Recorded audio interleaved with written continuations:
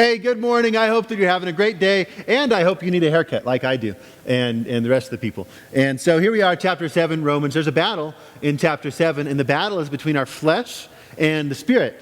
And what Paul does is he starts to, this is like the second half of chapter 7, he starts to look at this pulling back and forth between, look, we know what's right, and we want to do what's right, but we find ourselves doing what's wrong. Who can relate? Anybody? Anybody? I can't see you raising your hands, but you could do a thumbs up for me if you can relate. So here's what Paul does. Listen to the text, and after the text, I want to talk about just struggles that we have. He says, did that which is good then bring death to me? He's talking about the law. Verse 12, the law is holy, commandment is holy and righteous and good. And if it's good, then Paul's saying, did it bring me death? By no means. It was sin producing death in me. Through what is good, in order that sin might be shown to be sin, and through the commandment might sin become sinful beyond measure.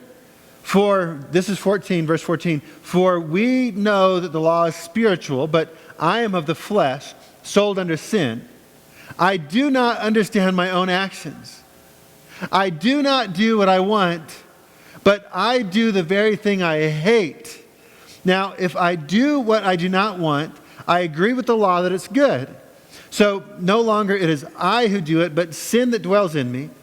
For I know that nothing good dwells in me, that's in my flesh, because I have the desire to do what is right, but I don't have the ability to carry it out. For I do not do the good I want, but the evil I do not want is what I keep on doing. Verse 20, now if I do what I do not want, it's no longer I who do it, but sin that dwells in me. So I find it to be a law that when I want to do right, evil lies close at hand. For I delight in the law of God, in my inner being, but I see my members, another war, a law, waging war against the law of my mind and making me captive to the law of sin that dwells in my members. Wretched man that I am, who will deliver me from the body of death? Verse 25, get this. Thanks be to God through Jesus Christ our Lord. So then, I myself serve the law of God with my mind, but with my flesh I serve the law of sin. Hey, questions for today. First, do you ever find yourself doing something that you don't want to do? Like you're watching yourself almost like sinning and being guilty for it at the same time and knowing, I just want to stop, but I can't do it. That's what Paul's talking about.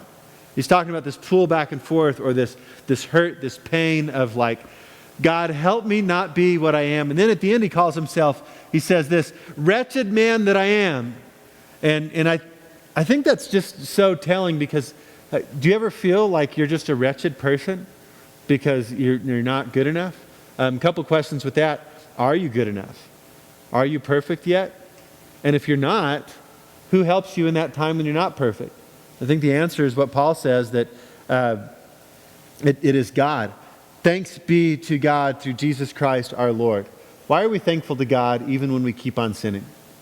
What is God doing in your life today to help you get out of there?